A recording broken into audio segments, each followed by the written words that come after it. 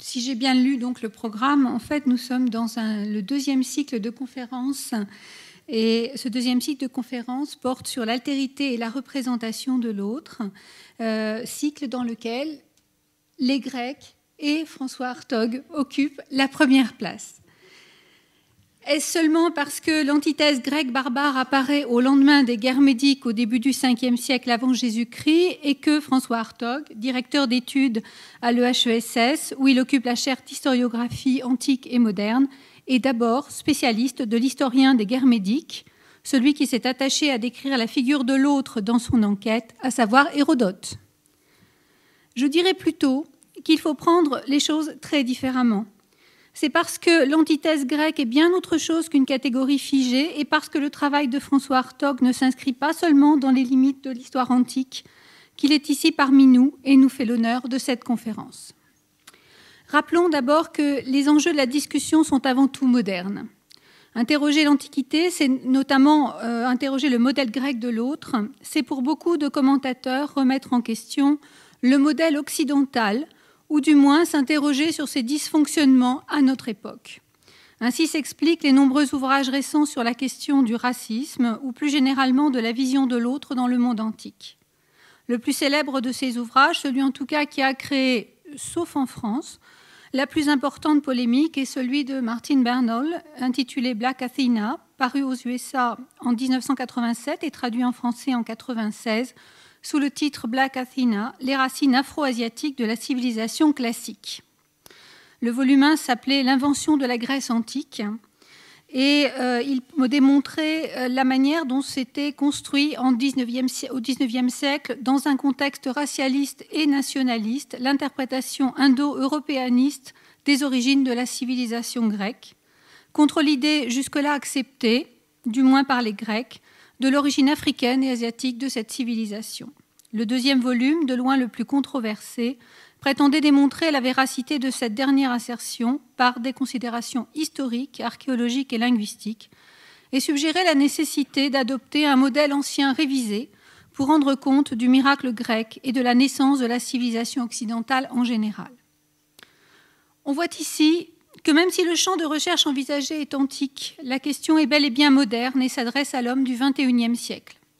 Quels sont nos rapports avec les autres civilisations? Dans quels termes sommes-nous accoutumés depuis des générations à les penser? Il est encourageant pour les hellénistes de considérer et de s'apercevoir que ces interrogations, si elles se centrent sur l'Antiquité, s'inscrivent en réalité dans les interrogations les plus contemporaines. C'est dans ce débat contemporain que doit être replacé l'apport majeur qui est celui de François Hartog. D'abord, il est vrai comme lecteur d'Hérodote. Sa thèse publiée dans sa première version en 1980 et qui se nomme « Le miroir d'Hérodote, essai sur la représentation de l'autre » a contribué et contribue encore au renouveau des études hérodotéennes en France et ailleurs. Elle est bien connue aussi de tous ceux qui s'intéressent à l'histoire des représentations en général. Contre les clichés et les procès instruits contre celui que l'on nomme depuis Cicéron le père de l'histoire, par nombre d'historiens qui l'accusent d'être un ethnographe plutôt qu'un historien, un menteur ou un touriste incapable de comprendre les peuples qu'il décrit et qui lui préfère donc de loin Thucydide, l'œuvre d'Hérodote apparaît dans le miroir d'Hérodote comme un miroir tendu aux Grecs pour qu'ils s'y pensent en contemplant les autres. À partir de l'analyse du livre 4, de l'enquête consacrée au site nomade aux antipodes des Grecs, livre conçu comme un analogone de l'ensemble de l'œuvre, c'est toute la démarche de l'enquêteur, rhapsode et arpenteur, mettant en place une rhétorique de l'altérité, par les figures de l'opposition et de l'inversion, de la comparaison et de l'analogie, qu'analyse François Hartog dans sa cohérence et sa nouveauté par rapport au modèle épique. Toute la nouveauté de l'analyse est ici déjà de proposer un renouvellement de la vision par décentrement. L'altérité intervient non seulement comme un thème, mais aussi comme un modèle intellectuel susceptible de modifier et de faire varier indéfiniment le point de vue du lecteur et de l'auteur et de servir de méthode aux historiens. L'ouvrage d'Hérodote est d'abord un miroir pour les Grecs et à ce titre, il permet aussi à l'historien d'analyser les traits principaux de l'imaginaire grec. on retrouvera cette démarche anthropologique dans la réflexion que François Hartog a menée sur l'altérité et la frontière dans le monde antique. Mais Hérodote est aussi, parce qu'il est l'homme des débuts, celui par lequel le terme « historia », qui désigne l'enquête scientifique, en vient aussi à désigner dans le monde grec l'histoire. Il est donc un miroir de l'historien, dont il est à la fois l'autre, parce qu'on peut se demander s'il est bien un historien, et le double. À ce titre, réfléchir sur Hérodote, c'est inviter les historiens, et pas seulement les historiens de l'Antiquité, à se faire aussi historiographes et à travailler sur leurs prédécesseurs. L'histoire y apparaît comme mise en récit, selon l'analyse de Ricoeur dans son célèbre ouvrage « Temps et récit ». Et comme telle, elle doit être interrogée comme opération qui donne à voir et qui se donne à voir. Se trouve ici amorcée toute la réflexion de François Hartog sur l'écriture de l'histoire, mais aussi sa réflexion sur les usages et les appropriations modernes de l'Antiquité, alternativement, comme même et comme autre. Ces trois dimensions se retrouvent dans les ouvrages écrits ensuite et en général menés conjointement. Ces dimensions sont menées conjointement dans un vaste questionnement dont le fil conducteur est le rapport au temps, l'analyse des différents rapports au temps qu'entretiennent et produisent les différentes périodes. En cela, François Hartog se situe bien dans la lignée des grands historiens qu'il étudie et cite, comme Arnaldo Momigliano, Jean-Pierre Vernant et Pierre Vidal-Naquet ou Michel de Certeau. L'interrogation sur le passé est toujours une recherche de point de vue, de réflexivité qui donne à l'observateur un point d'appui pour contempler son propre présent. Selon un mouvement constant de comparaison entre les périodes, dont l'Antiquité demeure le point de comparaison privilégié, les limites et les seuils, les moments d'inflexion ou de retournement, les discordances sont analysés dans plusieurs ouvrages dont je ne citerai ici que les principaux. Le cas Fustel de Coulanges, c'est le titre de l'ouvrage, consacré à l'historien du XIXe siècle et auteur de la Cité antique, est paru en 1988. Ouvrage consacré à un historien qui s'est trouvé en porte-à-faux par rapport à la conception de l'histoire-science dont il a pourtant été le promoteur. La mémoire d'Ulysse, récit sur la frontière en Grèce ancienne, paru en 1996, interrogation sur la frontière dans le monde antique à travers la figure du voyageur qui ne cesse de poser les frontières et de les traverser. Le troisième ouvrage, paru en 1903, s'intitule « Régime d'historicité ». 2003. Régime d'historicité, présentisme et expérience du temps, dans lequel se trouve distingué ce que François Hartog nomme des régimes d'historicité, concept dont se sont emparés l'ensemble des sciences sociales, et qu'il définit comme, je cite, « la manière dont la société articule passé, présent et futur ». Réponse à Lévi-Strauss et à l'ethnologie. Dans les sociétés occidentales, dans l'Antiquité, le passé éclaire l'avenir et sert de modèle. C'est le concept de l'historia magistra. Mais le XIXe siècle apparaît comme celui de la rupture. Nous sommes dans un monde nouveau, dans lequel la brèche entre passé et présent est irréductible. Ce n'est plus le passé, qui est un monde perdu que l'on ne peut, comme Michelet, faire revivre en repassant la frontière des morts, mais c'est le futur qui permet d'éclairer le passé et surtout le présent et qui leur donne sens. Pensée du progrès et du futurisme. Après la Deuxième Guerre mondiale et la Shoah, alors que le passé semble se résumer au passé immédiat, et alors que l'inquiétude concernant l'avenir empêche toute vision positive de ce dernier, notre époque enfin se cantonne au présentisme, cherchant à inventorier le passé comme trace dans les lieux de mémoire dont Pierre Nora fait l'inventaire depuis 1984. Le passé devient patrimoine et non plus mémoire. La tâche de l'historien se trouve ici chaque fois redéfinie et sa place dans la cité modifiée. Les deux ouvrages parus en 2005, pas 1905 mais 2005, Évidence de l'histoire, qui a pour sous-titre « Ce que voient les historiens », et le second, qui se nomme « Ancien, moderne, sauvage », approfondissent les pistes esquissées par les régimes d'historicité, en comparant pour le premier les différentes démarches de l'historien antique et moderne, en fonction des différentes pensées du temps et de la conception de la vision à l'œuvre dans l'écriture de l'histoire. Pour le second, en montrant les différentes stratégies d'appropriation de l'Antiquité au cours des siècles. Comment, à l'antithèse ancien-moderne héritée de l'Antiquité, va s'ajouter un troisième terme, celui de sauvage, avec la découverte du Nouveau Monde. Les descriptions de ce radicalement autre passent d'abord par le prisme des catégories antiques, la description des peuples nouveaux cédant de la catégorie du barbare ou de l'autre élaborée dans l'Antiquité. Mais la querelle des anciens et des modernes va rejeter du côté des sauvages les anciens hors du temps présent. Pour Descartes, dans le discours de la méthode, je cite, « C'est quasi le même de converser avec ceux des autres siècles que voyager. » Voici désormais les anciens du côté de l'autre, l'éloignement spatial et l'éloignement temporel se rejoignent. Le XIXe siècle va contribuer à ranger l'Antiquité définitivement du côté des commencements, au même titre que les peuples primitifs dont est soulignée d'abord l'altérité qui permet de mieux mesurer le présent et la modernité. C'est là une analyse trop brève, et je le déplore, qui ne peut rendre justice à la subtilité des analyses, qui se refusent à toute catégorisation définitive, qui font de la figure du mouvant et du déplacement le mouvement même de l'historien, suivant une méthode présentée dans l'ouvrage intitulé donc « Évidence de l'histoire », de la manière suivante, aller du présent au plus lointain d'abord et le retour, en essayant d'éclairer en quelques points l'un par l'autre. Bref, faire de l'histoire. C'est donc l'historien lui-même qui est la matière de cette infatigable interrogation sur le rapport à l'autre.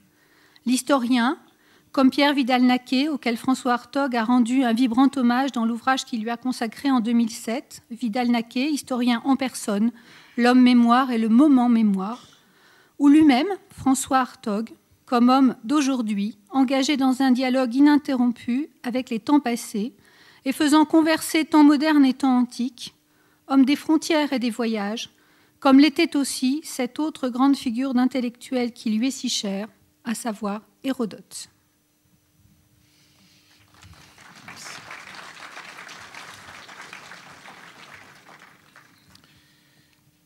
Merci beaucoup. Merci pour cette présentation aussi complète que généreuse. Merci de m'accueillir dans le cadre de ce cycle de conférences. Alors, sur cette question des autres, je ne vais parler que d'un moment ou de quelques moments de cette longue histoire. Les Grecs, tel est le titre de cette conférence, les Grecs, les barbares, les autres, dans l'Antiquité et au-delà. Je vais me concentrer sur les débuts que vous venez de rappeler, avec Hérodote et un peu avant Hérodote. Je voudrais évoquer quelques reprises et transformations dans l'Antiquité, avec le moment où Rome apparaît dans le paysage. Qu'est-ce que les choses deviennent? Le rapport grec-barbare à partir du moment où vous avez des Romains qui sont là. Qu'est-ce qu'on fait? Comment on résout le problème? Et puis, un autre moment fort, que se passe-t-il quand vous avez non seulement des Grecs, des barbares, des Romains, mais aussi des gens qui s'appellent chrétiens? Comment se débrouille-t-on alors?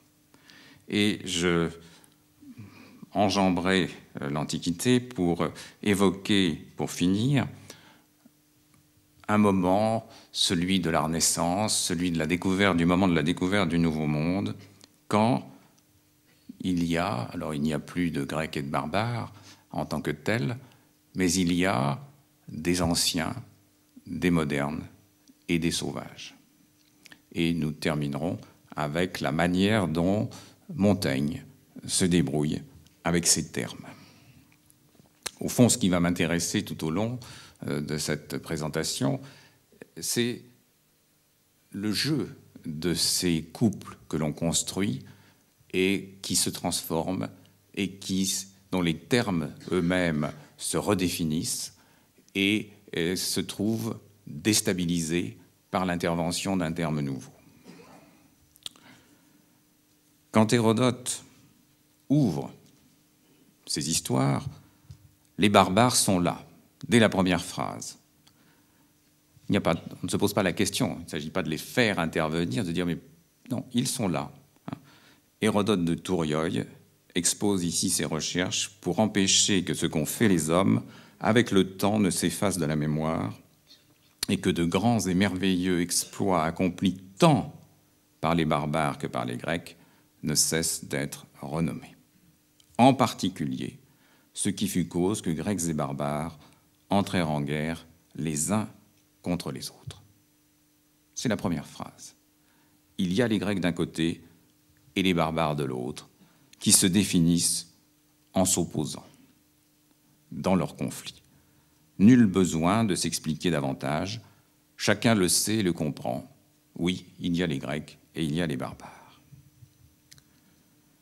Mais, et relevons-le tout de suite, les uns comme les autres, les Grecs et les barbares, requièrent l'historien de relever les traces de ce qu'ils ont accompli de grand et d'en garder mémoire. Et ce qui est accompli de grand, aussi bien par les uns que par les autres. Donc il n'y a pas de dévalorisation de principe du barbare dans cette opposition posée d'emblée entre Grecs et barbares. Acteurs antagonistes, ils ne font pas moins, ils n'en font pas moins, ensemble, l'histoire. Pourtant, il y a eu un temps d'avant, aux yeux des historiens grecs eux-mêmes, où ce découpage grec-barbare n'avait pas encore cours. Ainsi, le monde d'Homère, ou, disons pour reprendre le titre du livre fameux de Finlay, de Moses Finlay, le monde d'Ulysse.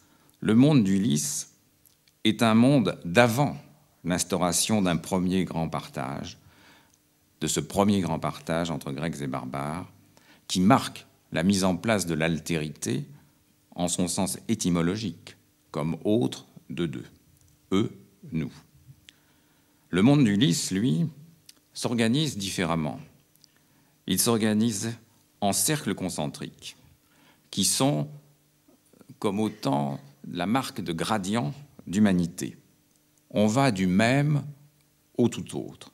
Le même, c'est le pays des hommes mangeurs de pain, c'est les cités comme Pylos, comme Sparte.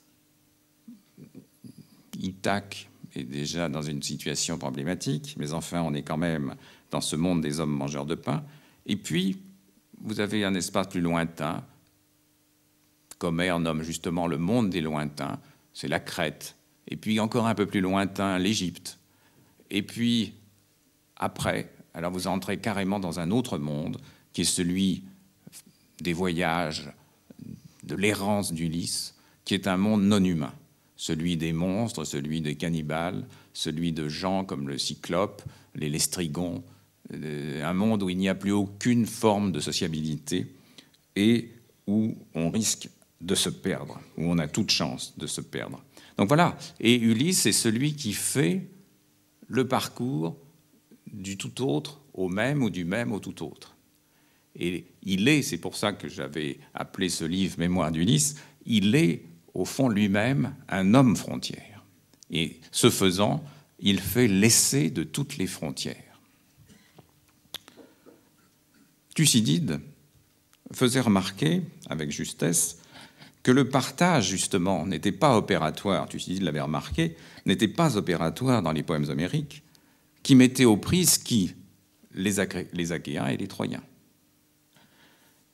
Et Thucydide disait, il, Homère, n'a pas non plus mentionné les barbares, parce qu'à mon avis, les Grecs n'en étaient pas encore séparés sous un nom unique qui s'y opposait.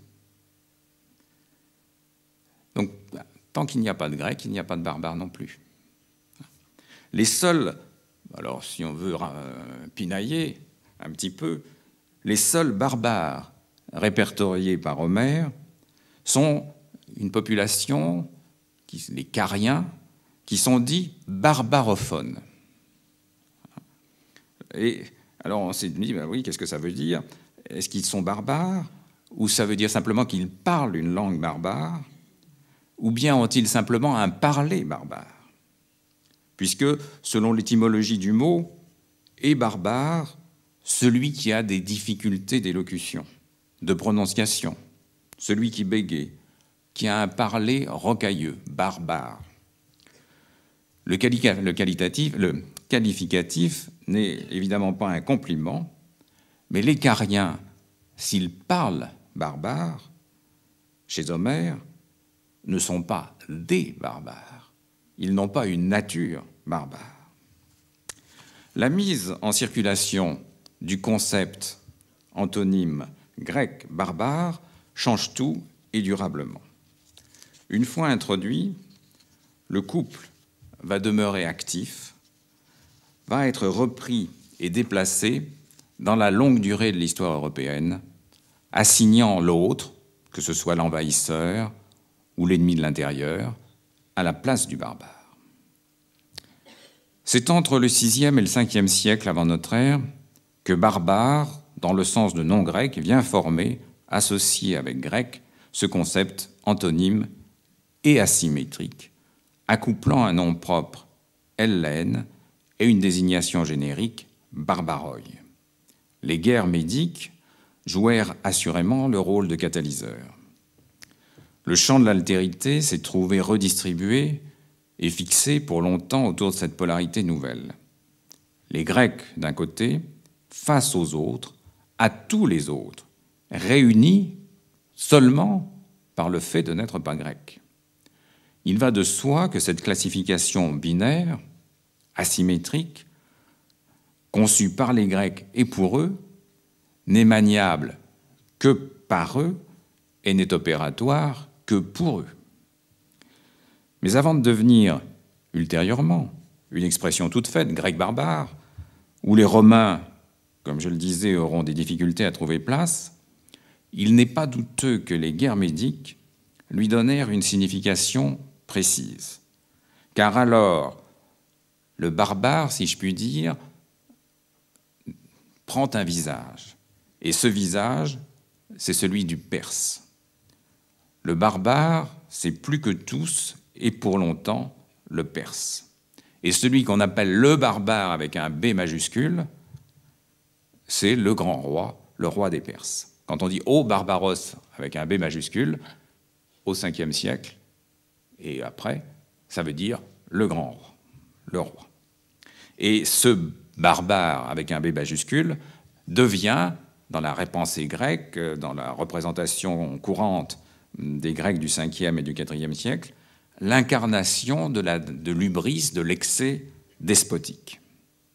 Et celui qui, plus que tous, incarne cette figure, ce sera Xerxès, le roi perse, le grand roi, qui a cru, en sa déraison, pouvoir jeter des entraves sur l'Hellespont pour passer en Grèce. Donc faire cet acte d'hubris, on ne met pas des entraves à la mer.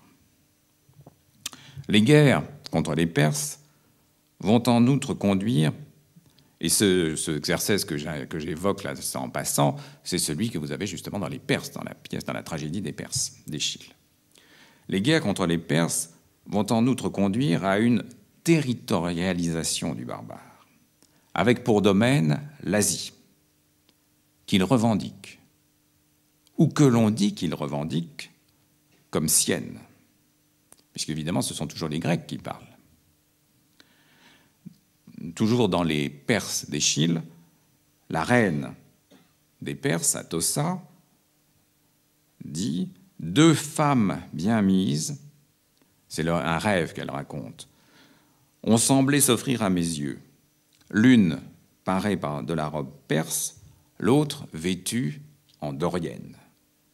Quoique sœurs de même sang, elles habitaient deux patries.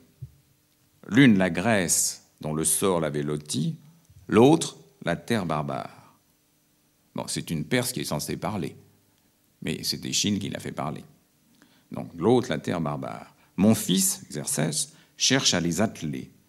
L'une se laisse faire, l'asiatique évidemment, l'autre trépigne et brise le joug en deux.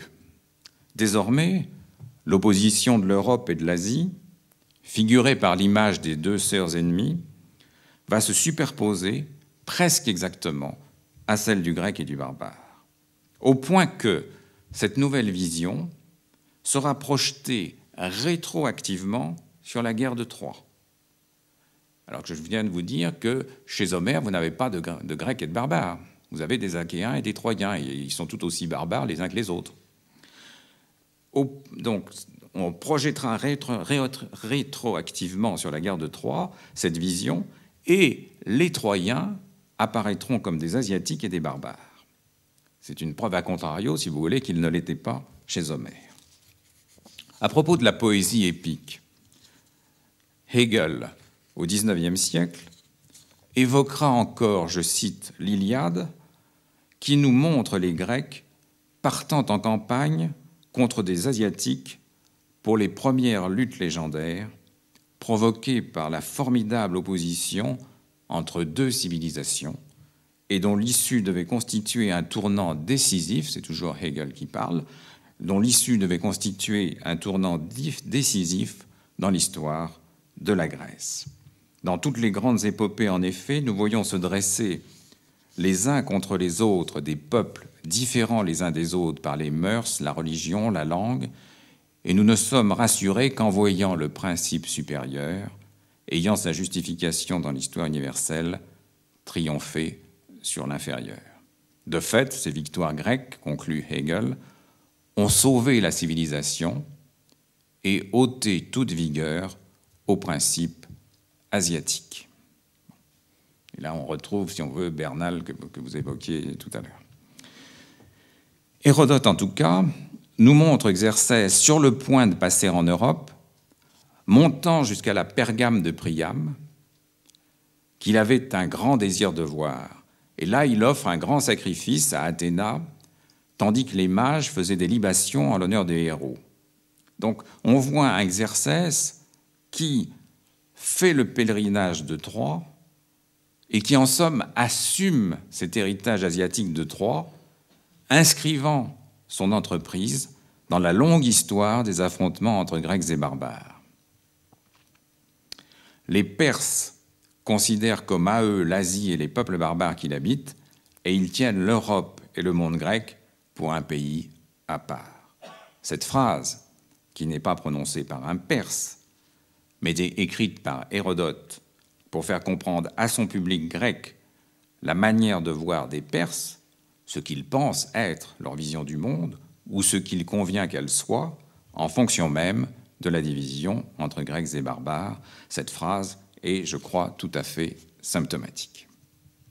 Par-delà les siècles, je viens d'évoquer Hegel, eh bien on trouve encore aussi, en plein XIXe siècle, chez John Stuart Mill, un écho surprenant et plutôt amusant de ce grand événement, ce great event, qu'ont représenté les guerres médiques. Je cite Stuart Mill. La bataille de Marathon, la bataille de Marathon, la fameuse bataille de Marathon, même comme un événement de l'histoire anglaise, est plus importante que la bataille de Hastings. Si l'issue de ce jour avait été différente, les Bretons et les Saxons auraient pu être encore en train d'errer dans les bois. Bon, il faut prendre avec de l'humour britannique aussi, mais enfin, tout de même. Hein. Quand même, la bataille de Hastings, c'est pas rien. Bien. Les guerres, donc médiques, et ce moment qu'il en témoigne, les histoires d'Hérodote, territorialisent le barbare, lui donnent comme visage le plus connu ou le plus commun celui du Perse, mais font aussi apparaître une vision politique du partage entre Grecs et barbares. Il ressort en effet nettement de l'œuvre d'Hérodote que barbare ne signifie pas d'abord ou nécessairement barbarie, c'est-à-dire cruauté, excès, mollesse, mais que le clivage fondamental entre Grecs et barbares est un clivage politique. Il passe entre ceux qui connaissent la police, la cité, et ceux qui l'ignorent. Ceux qui l'ignorent et ne peuvent vivre que soumis à des rois. Le grec est politique, c'est-à-dire libre, et le barbare royal, c'est-à-dire soumis à un maître. Les barbares n'échappent pas, ou pas durablement, à la royauté. Ainsi, vous avez le cas des Égyptiens. Les Égyptiens sont rendus un temps à la liberté, nous raconte Hérodote. Mais il n'y eut rien de plus pressé que de créer à nouveau des rois, car, dit Hérodote, ils étaient incapables de vivre jamais sans roi. Ils ont beau être pratiquement les plus anciens des hommes et posséder un savoir immense, les Égyptiens, pour Hérodote et pour les Grecs du 5e siècle, n'en sont pas moins arrangés du côté des barbares. Il en alla de même pour les peuples d'Asie qui, à un moment, secouèrent la servitude et se rendirent libres, autonomes pendant un temps, mais ils ne peuvent s'empêcher de se donner un nouveau maître. Entre les Grecs et les autres, la frontière est donc, à ce moment-là, à la suite des guerres médiques, politique. Mais cette frontière ne sépare pas simplement l'Asie de l'Europe, elle traverse la Grèce elle-même, où elle découpe et rend intelligible la période des tyrannies et le surgissement de la cité, que les Grecs appelaient la cité isonomique. Étrangers désormais à la cité, exclus de cet espace commun, hors cité, apolis, sans cité, au sens propre, celui qu'on appelle le tyran et le roi sont d'une certaine façon des barbares ou versent du côté du barbare. Ce que redira encore Aristote au début de sa politique, si l'homme est un animal politique, celui qui est par nature apolis, hors cité, incapable de vivre en cité, est ou bien moins qu'un homme, ou bien plus qu'un homme. Celui qui ne peut vivre en communauté ne fait en rien partie de la cité et se trouve par conséquent soit une bête brute, soit un dieu. On voit bien là comment rejouent ces partages fondamentaux. Et nous avons ce moment d'une vision politique de l'altérité. Mais ce moment ne va pas durer et les remises en cause vont intervenir à la suite de la guerre du Péloponnèse, dans les années 400 et suivantes. Le couple grec barbare va demeurer présent, va demeurer actif, mais son contenu va se modifier. Le contenu va être moins politique et plus culturel. La grécité va devenir, avec quelqu'un comme Isocrate par exemple, une affaire d'éducation, de païdéia, de formation, de culture. Les cités, après ce moment d'ébranlement qu'a été la guerre du Péloponnèse, Athènes d'abord, mais au-delà, les cités doutent d'elles-mêmes et se tournent vers leur passé, avec tous ces phénomènes qui sont liés, que Hobsbawm avait appelé, l'historien anglais Hobsbawm, l'invention de la tradition. On a, de plus, au cours du IVe siècle, et plus encore après au IIIe, une réhabilitation de la royauté. Et les intellectuels développent alors un thème qui est celui des sagesses barbares. Ce qui veut dire qu'on commence à valoriser les confins, les genres de vie primitifs, la simplicité, une espèce d'âge d'or, contre la civilisation pervertie de la cité. Et on a comme ça des personnages qui servent à dire cela. Par exemple, Anacharsis le cite, un personnage auquel je me suis intéressé. Vous avez les philosophes cyniques, c'est ce mouvement des philosophes cyniques, dont un des mots d'ordre était justement « ensauvager la vie ». C'est l'idée que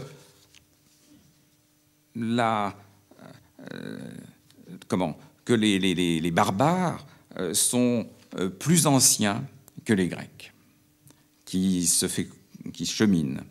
Et du même coup, vous allez avoir, par exemple, avec Diogène Laërce, beaucoup plus tard, dans ses Vies des philosophes, au IIIe siècle de notre ère, cette interrogation dont il se fait l'écho.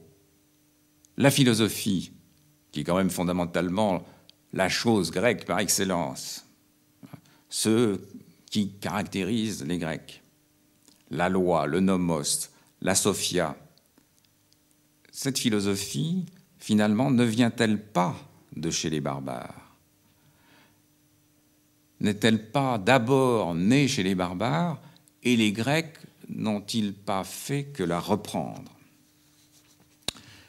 La conclusion de Diogène Laërce, qui cherche à réassurer la prise ou l'emprise de la culture grecque, sera de dire non, la philosophie vient de chez nous, elle est bien de chez nous. Bon. D'ailleurs, la preuve, c'est que le mot grec, le mot philosophie, ne se laisse pas traduire. Autrement dit, la philosophie ne peut se dire qu'en grec. Bon, on en connaîtra d'autres qui diront un peu plus tard, la philosophie ne peut se dire qu'en allemand. Mais c'est le même mouvement.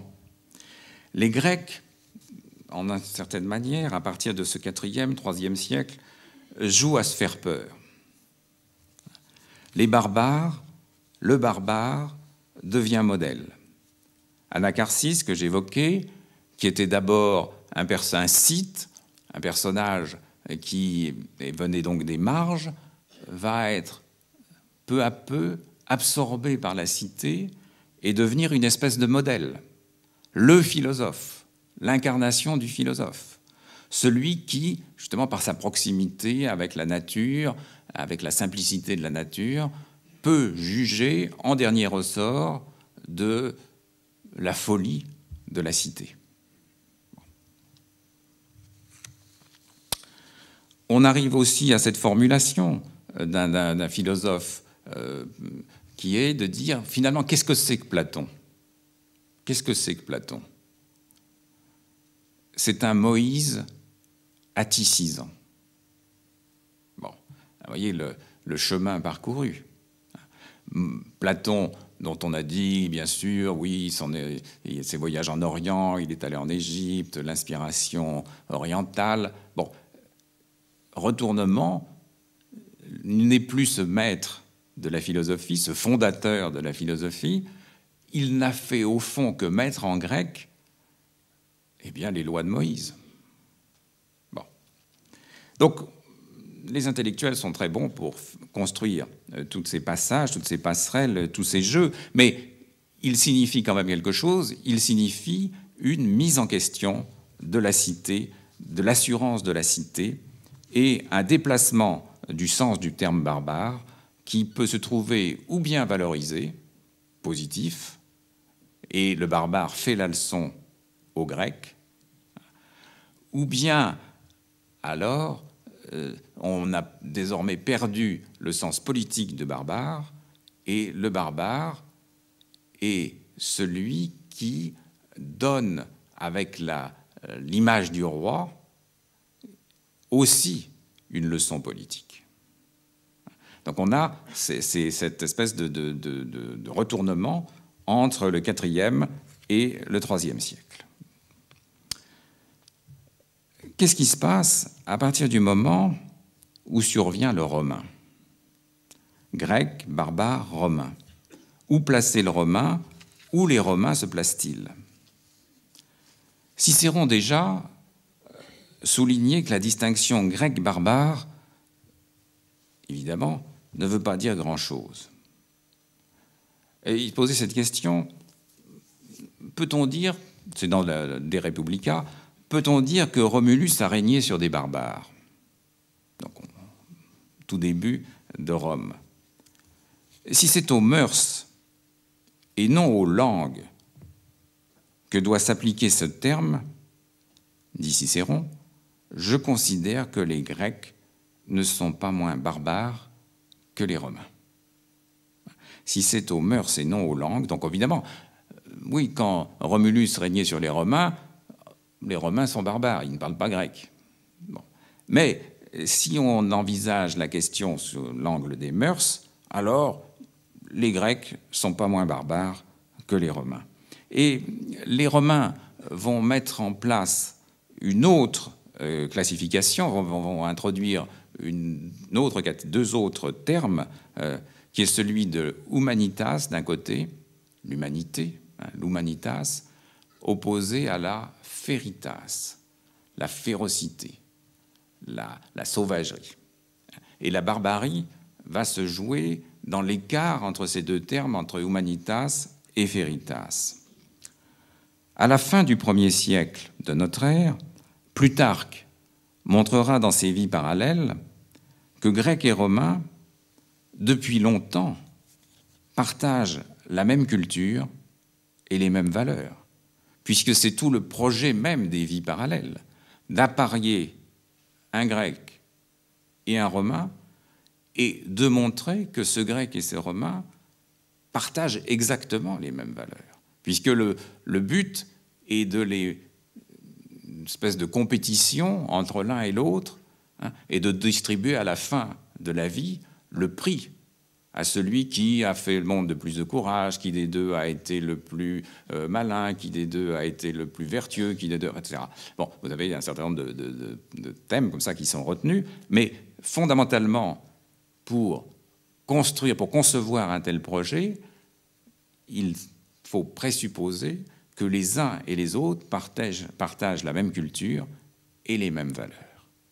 Donc il n'y a pas de distinction de ce point de vue-là entre les Grecs et les Romains, autrement dit que Grecs et Romains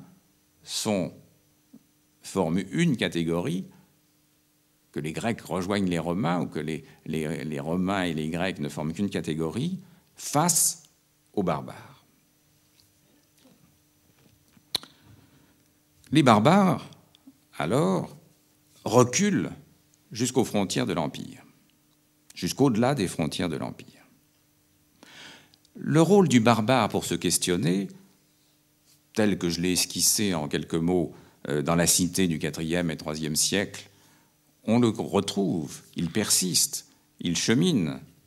Ainsi, vous avez un texte fameux qui en fait usage, c'est celui la Germanie de Tacite. Dans la Germanie de Tacite, donc, qui est à la fin, un texte écrit à la fin du 1er siècle, au moment où Nerva vient au pouvoir, les Germains, eh bien, le portrait des Germains proposé par Tacite, c'est leur naturel, leur simplicité, leur franchise, qui sont vantés face aux vices romains. Donc, on a ce cheminement d'une espèce d'ethnographie qui sert à critiquer le même avec l'autre. Un exemple de ces réaménagements nous est donné par un intellectuel grec au travail à l'époque d'Auguste, à savoir Denis d'Halicarnasse, que je mentionne rapidement, car son entreprise est intéressante. Donc vous avez ce Denis d'Halicarnasse, donc originaire d'Halicarnasse, qui vient s'installer à Rome. Bon. Et qu'est-ce qu'il fait ? C'est un rhéteur, il a toute une œuvre littéraire, de critique littéraire, de rhétorique, bon. Et il a écrit un immense ouvrage qui s'appelle « Les Antiquités romaines ». Et là, pourquoi ? Quel est l'enjeu ? Bon. Dans ces Antiquités romaines, il veut démontrer, et il y réussit à sa façon, il veut démontrer que les Romains sont des Grecs. Que les Romains sont des Grecs, proprement, depuis toujours. Et que Rome, depuis le premier jour, est une cité grecque. Et il se sert de toutes les ressources de l'érudition pour démontrer cela, avec la généalogie, les étymologies, les citations, des témoignages. Et cet homme de lettres qui a fait le voyage d'Halicarnasse pour s'installer à Rome, pour y exercer son métier, eh bien, veut défendre à toute force, avec toutes les ressources, encore une fois, en mobilisant toutes les ressources de l'érudition, et pas du tout en plaisantant, cette thèse selon laquelle les Romains sont des Grecs. Et il prend soin de préciser que de cette découverte, il n'est pas l'auteur. Il est celui qui en fait la démonstration la plus développée, la plus solide, la plus complète, mais il n'en est pas l'auteur, car, bien sûr, il est beaucoup plus intéressant de dire que ce sont les Romains eux-mêmes qui défendent cette thèse. Et pas n'importe lequel parmi les Romains, les plus savants des historiens romains, à commencer par Caton. Donc les Romains sont des Grecs, et les seuls autochtones, au sens propre, nés du sol, qu'ils reconnaissent en Italie, ce sont les Étrusques. Par conséquent, là du même coup, s'introduit une grande distance entre les Romains et les Étrusques. Ils sont une différence de nature entre les uns et les autres. L'identité romaine ne passe pas par l'Étrurie. Alors vous me direz, cette thèse, bon, quel est l'enjeu? Pourquoi s'amuser à faire ça dans des livres et des livres? Eh bien, c'est un sujet d'actualité au moment où Denis d'Halicarnasse le fait. En effet, c'est le moment où Auguste arrive au pouvoir, on sort de la période des guerres civiles, et les Romains sont inquiets sur leur identité, dirions-nous aujourd'hui. Les préoccupe. Et vous avez à ce même moment quelqu'un que vous connaissez, qui est Virgile, dans l'Énéide, qui, lui, explique que les Romains ne sont pas des Grecs, que les Romains ne sont pas des Étrusques, mais qu'ils sont des Troyens. Et c'est la revanche des Troyens. Rome fondée par les Troyens les vaincus des Grecs, la revanche des vaincus sur les vainqueurs. Bon, tout ça, oui, mais ce sont des guerres, enfin des combats culturels qui ne sont pas sans importance. Alors Virgile, donc vous Romains, vous n'êtes pas Grecs, vous n'êtes pas Étrusques, vous êtes Troyens. Et Denis d'Halicarnasse, lui, continue sa démonstration. Bien sûr, vous n'êtes pas Étrusques, puisque vous êtes des Grecs, fils de Grecs, et si vous êtes Troyens, vous étiez déjà des Grecs, puisque la suite de la démonstration de Denis, c'est de montrer que les Troyens, en fait, étaient des Grecs. Bon. Donc, on a bien un monde où il n'y a au fond que des Grecs, hein, et puis des barbares, des Étrusques, mais Grecs et Romains forment une seule catégorie. Et voilà comment on essaye de régler ce problème du couple grec-barbare en incluant complètement, alors plus ou moins suivant les cas, mais complètement les Romains dans la catégorie grecque. Alors qu'est-ce qui se passe quand survient le chrétien? D'abord, alors là c'est une histoire aussi un peu compliquée que je vais résumer comme ça très sommairement. Le chrétien, d'abord, comme dans les premiers temps, il peut être aussi bien juif que grec que romain. Exemple, Paul. Et se placer du côté du barbare. Se placer du côté des sagesses barbares. Les chrétiens peuvent se revendiquer comme barbares. Et reprendre aussi, alors ça c'est les premiers pères pourront reprendre ça, se placer dans le courant de ce que j'ai évoqué, à savoir ces sagesses barbares. Et pour eux, évidemment, l'idée que les Grecs n'ont fait que prendre aux barbares leur philosophie est quelque chose qui leur convient très bien, puisque ce qu'il faut justement affirmer de toutes les manières possibles, c'est la primauté de Moïse. Ça, c'est dans un premier temps.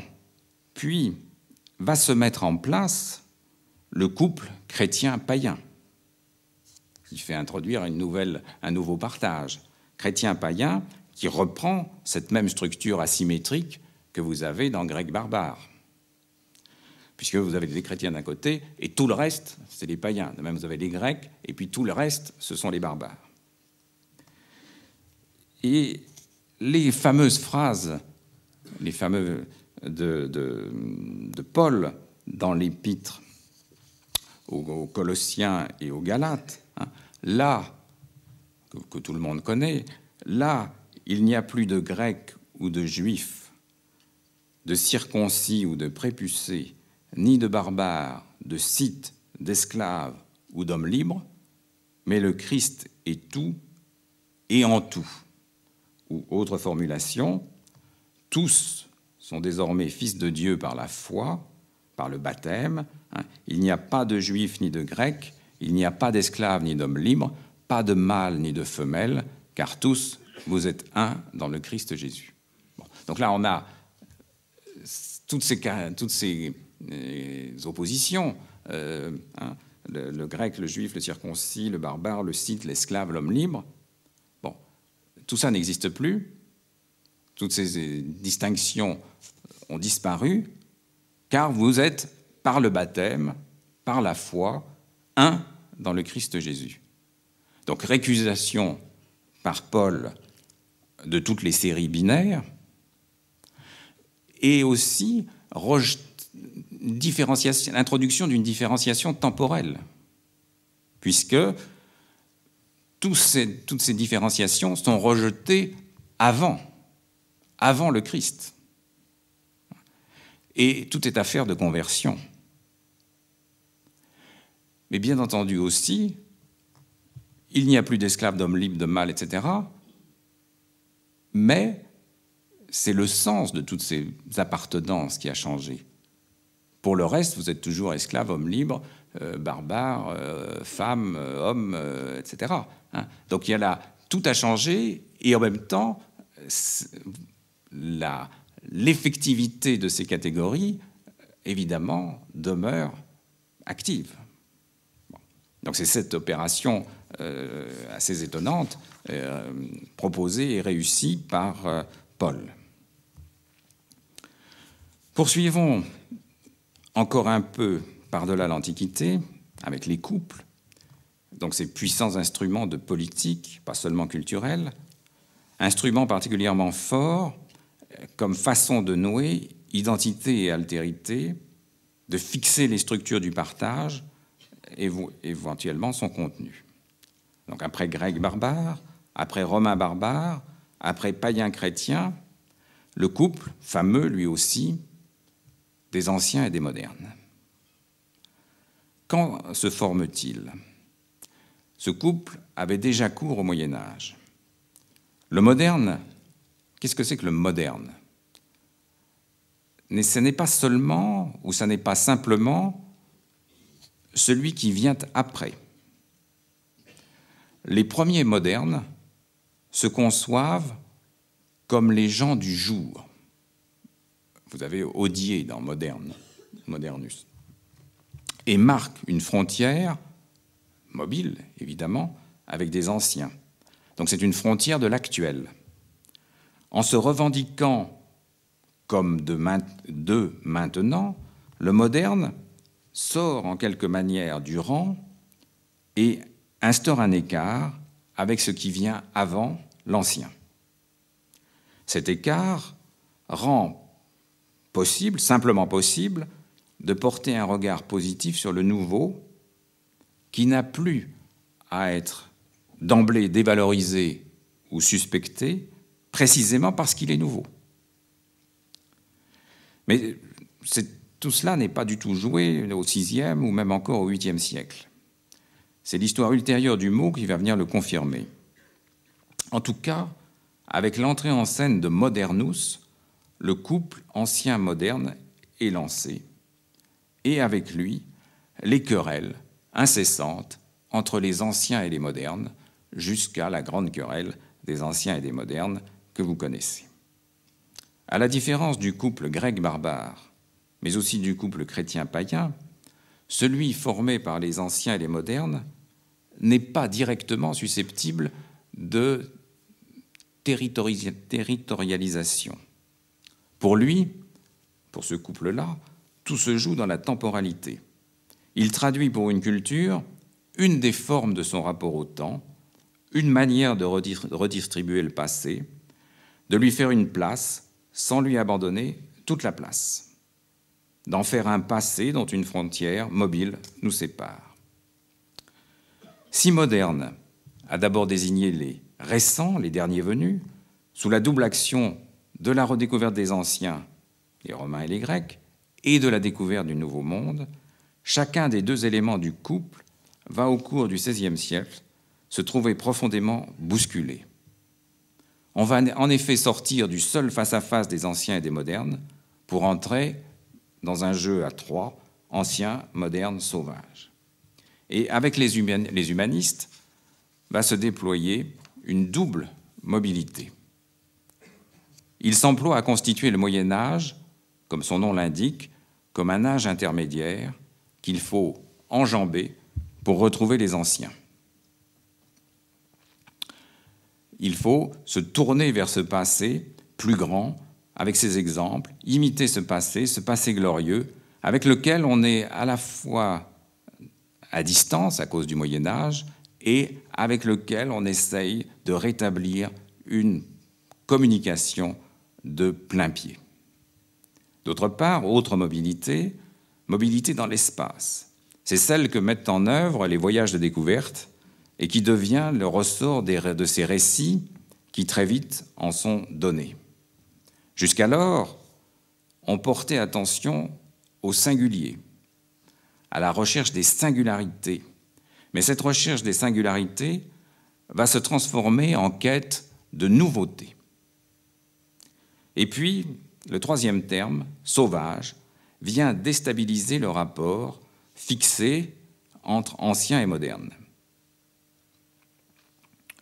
Bien entendu, pour toutes ces opérations culturelles, le barbare est mobilisable. En finissant ou en commençant par ce barbare extrême qu'est le cannibale. Après bien d'autres, il vaudrait la peine de s'arrêter sur la façon dont Montaigne fait rejouer barbare et barbarie, mais en rapatriant la barbarie dans le monde, le sien, celui de l'Europe, en particulier dans les fameux chapitres des essais, le chapitre des cannibales et le chapitre des coches, écrits respectivement en 1580 et 1588. Le cheminement, pour le dire vite, est le suivant. Montaigne part des anciens, de l'étonnement des Grecs face aux légions romaines qui, contre toute attente, n'ont rien de barbare. Et, avec ça, d'où il tire cette fameuse phrase, « Chacun appelle barbarie ce qui n'est pas de son usage ». Vient ensuite un examen du rapport barbare-sauvage. En partant des plantes, nous appelons sauvage ce qui est naturel, alors que c'est ce que nous produisons par artifice que nous devrions appeler sauvage. Montaigne a là un bon platonicien. En effet, ce qui est produit par l'art est le plus imparfait. Il s'ensuit que l'on peut bien qualifier les Indiens de barbares, oui, mais si l'on entend dire par là qu'ils sont voisins, dit-il, de leur naïveté originelle, c'est-à-dire de la nature. Leur pureté et leur simplicité surpassent ce que la poésie ancienne rapporte de l'âge d'or. Ils sont, et alors il cite Sénèque, des hommes récemment sortis de la main des dieux, viri adiis recentes. Aussi, ajoute-t-il, est-il bien dommage que Platon et Lycurgue ne les ait pas connus. Car s'ils les avaient connus, alors Lycurgue aurait fait une législation bien meilleure et Platon aurait écrit des lois bien meilleures. Donc cet âge d'or que l'on croit être derrière nous, il n'est pas derrière, il n'est pas devant, mais il est à côté, il est chez eux. C'est l'état de nature. À ce point de son raisonnement, Montaigne ne peut évidemment passer sous silence la barbarie du cannibalisme. Mais il convient de la comprendre comme une forme, en fait, codifiée d'une vengeance extrême. Et il emploie l'expression « horreur barbaresque ». Certes, mais elle ne doit pas nous rendre aveugles à notre barbarie. Et c'est ce fameux retournement de la barbarie qui vient de s'exercer entre des voisins et concitoyens sous prétexte de piété et de religion. Nous sommes dans le contexte des guerres de religion. Conclusion, barbares, ils sont, eu égard aux règles de la raison, mais pas eu égard à nous qui les surpassons en toutes sortes de barbarie. Dans le cours de sa réflexion, ou plutôt c'est le cours même de cette réflexion, Montaigne passe sans arrêt des anciens aux sauvages. Plus largement, se répand à ce moment-là qu'on mobilise les anciens, on va chercher les textes des anciens, Hérodote, Pline et d'autres, pour appréhender les sauvages. Et en retour, ensauvager certaines pratiques des anciens, mais également des modernes. Cette circulation entre les trois termes pointe vers une esquisse d'historicisation des uns et des autres, ou du moins, elle la rend possible. Le jeu se mène en effet à trois, nous, les anciens et les sauvages, dans un temps qui n'est pas encore évolution. Où placer les sauvages, du point de vue du temps? Après avoir établi qu'il s'agit d'un monde nouveau, inconnu des anciens, les considérations sur ce que chacun nomme barbarie mobilisent l'opposition de la nature et de l'artifice, je viens de le dire. Ces nations sont encore fort voisines de leur naïveté originelle. Ils vivent, les sauvages, selon les lois de la nature, lois qui, chez nous, sont fort abattardies.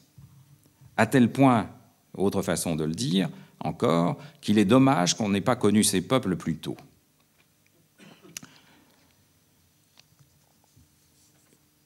Montaigne promène ces sauvages de l'époque de Platon, dont ils auraient pu être les contemporains, et même avant, jusqu'à son propre temps.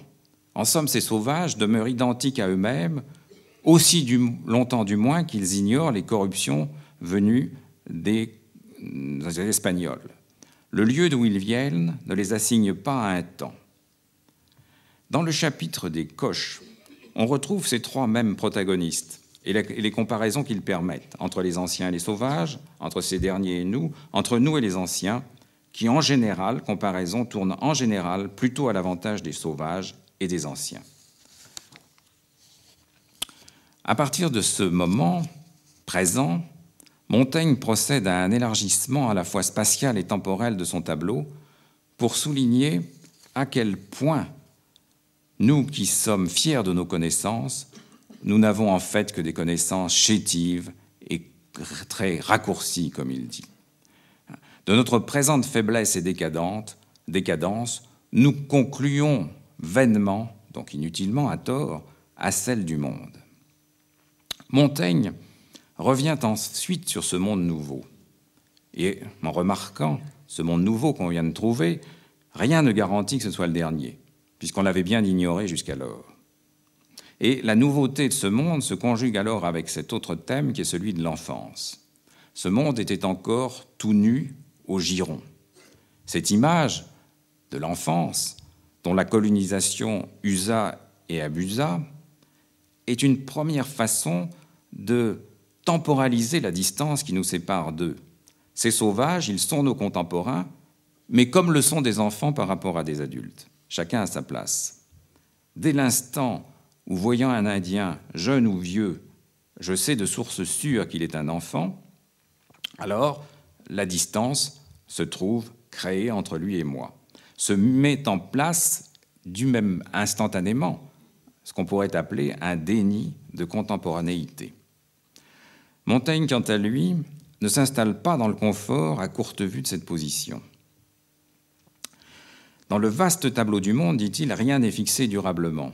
L'un sort quand l'autre rentre, et si bien que ce nouveau monde pourrait très bien entrer sur scène alors que nous sommes en train d'en sortir. Mais il en revient assez vite aux réalités de la conquête et à la dénonciation de cette méfait. En fait, l'avidité des Espagnols n'aura fait que hâter sa déclinaison à ce peuple enfant, à ce monde enfant, et sa ruine. Jamais nous ne saurons en réalité ce qu'il aurait pu devenir. C'était un monde enfant, mais nous avons alors failli à notre rôle d'éducateur. En fait, nous n'avons fait que nous servir de leur ignorance et de leur inexpérience, alors même qu'ils ne nous étaient inférieurs en rien pour ce qui est de la clarté d'esprit et la pertinence. Enfance, dans ces conditions, veut bien toujours dire proximité avec la nature.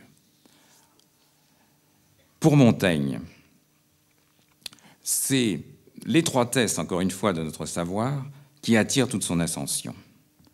Pour Montaigne, s'il rencontre la formulation dont je vous dis vous savez bien qu'elle est grosse d'avenir, des peuples enfants, il la retourne pour mettre en avant la proximité entre enfance et nature. Enfin, Montaigne, toujours dans ses pages, manifeste l'apparition littéraire de ce que Lévi-Strauss nommera bien plus tard le regard éloigné. Par le truchement de ces 3 Indiens qui sont en visite à Rouen, la mise en scène de leur étonnement, des adultes obéissant à un enfant, des moitiés décharnées, les autres repus de tout, et ce que c'est qu'être chef. Et puis vous avez ce trait final, mais quoi? Il ne porte point de haut de choses. C'est toute la question de la nudité qui a sa lourde charge théologique, qui est ainsi glissée à la fin de ces chapitres. Pour conclure, les couples asymétriques, grec-barbare,